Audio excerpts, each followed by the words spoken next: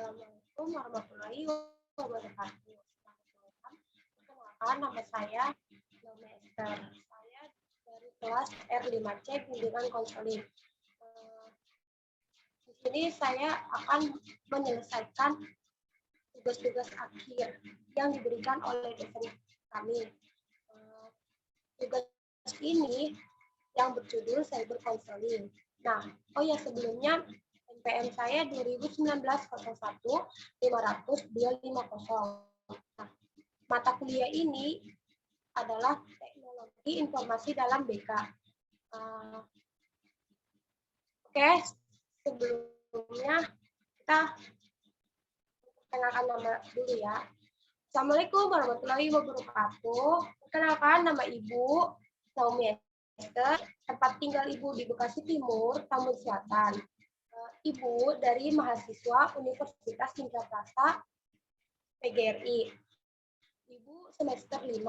Di sini Ibu akan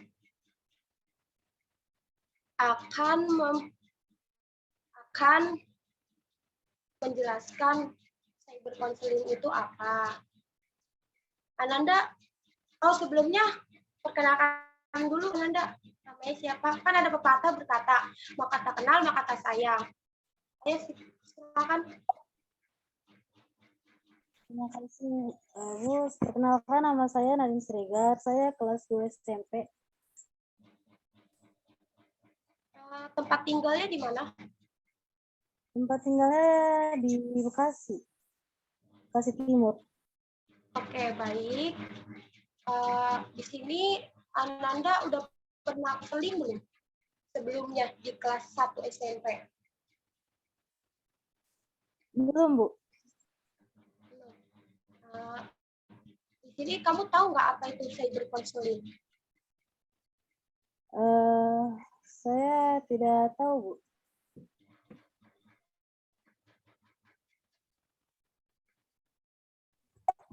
Ya, cyber counseling itu adalah salah satu model counseling yang bersifat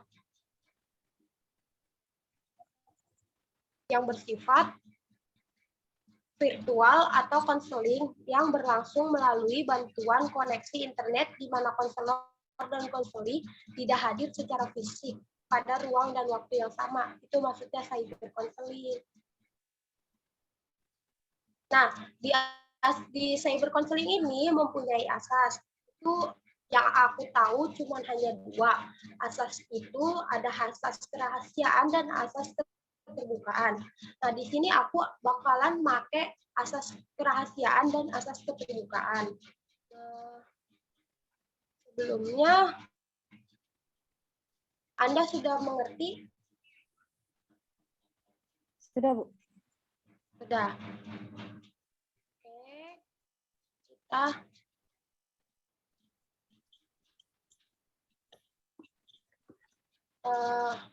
kita akan memulai skenario-nya ya.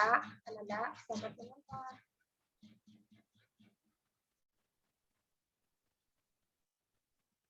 Oke.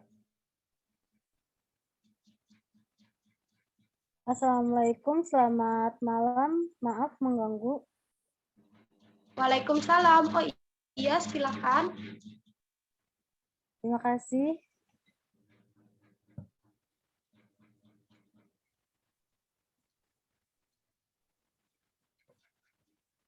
Ya. Melihat dari raut wajah saudara, sepertinya ada masalah yang perlu kita bahas.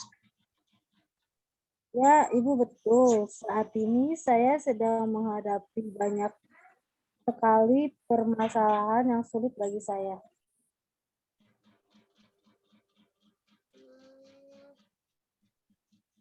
Apakah kiranya permasalahan tersebut dapatkah saudara menceritakannya kepada saya?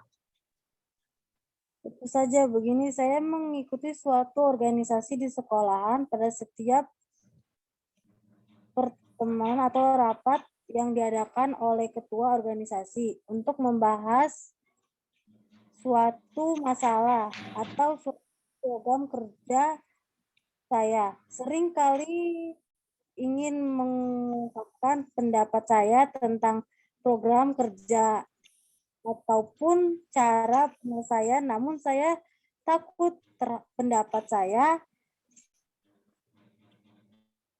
salah ataupun tidak diterima oleh ketua rapat.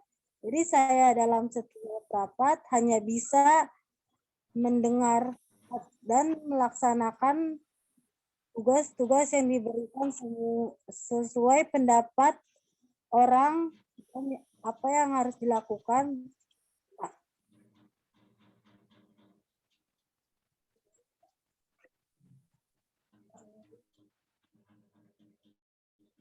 Mengenai hal itu, apakah Anda, saudara, selalu mempersiapkan segala sesuatunya tentang pendapat saudara secara matang?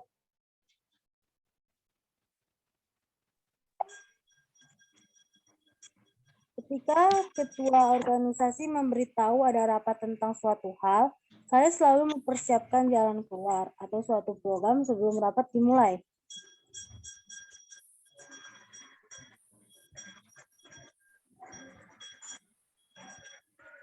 Bagus kalau begitu.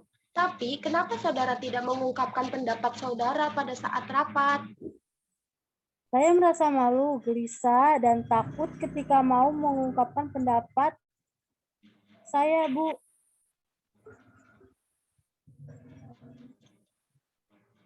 Lalu, kenapa saudara masuk organisasi tersebut? Apa tujuan saudara sebenarnya? Saya masuk organisasi tersebut karena saya mencari banyak pengalaman dan teman dalam hidup saya, sehingga menjadikan suatu pelajaran untuk kedepannya.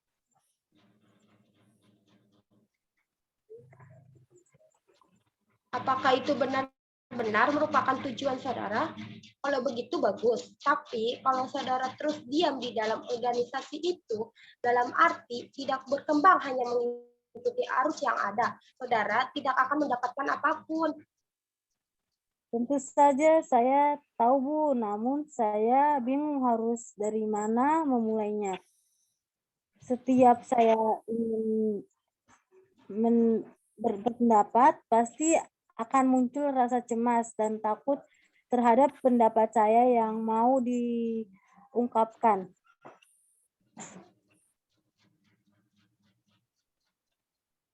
Baiklah, bagaimana dengan langkah awal terlebih dahulu? Coba mulai dari sekarang, di setiap kegiatan sehari-hari saudara harus bisa mengambil keputusan dalam waktu singkat dan berlatih berbicara atau mengemukakan pendapat ke teman dekat ataupun keluarga terlebih dahulu. Itu akan membantu saudara meningkatkan rasa percaya diri saudara. Namun jika saya salah berbicara bagaimana? Dan pengambilan keputusan dalam waktu singkat. Keputusan saya salah dan berakibatkan yang tidak baik, bagaimana? Setiap orang pasti melakukan kesalahan, bahkan melakukan kesalahan sampai beberapa kali. Dan juga setiap pengambilan keputusan pasti ada akibatnya, entah itu baik ataupun buruk. Jadi, tidak usah takut dalam hal itu, karena itu merupakan hal yang wajar saja. Baik, Bu, saya akan mencoba langkah awal yang disarankan oleh Ibu tadi. Ya, silakan mencoba. Saya ingin tahu bagaimana perkembangan saudara besok. Ya, Bu, saya besok akan datang kemari untuk meminta saran Ibu lagi. Terima kasih, Bu, atas saran pertama ini. Ya, sama-sama. Ya udah. Ya, sama-sama.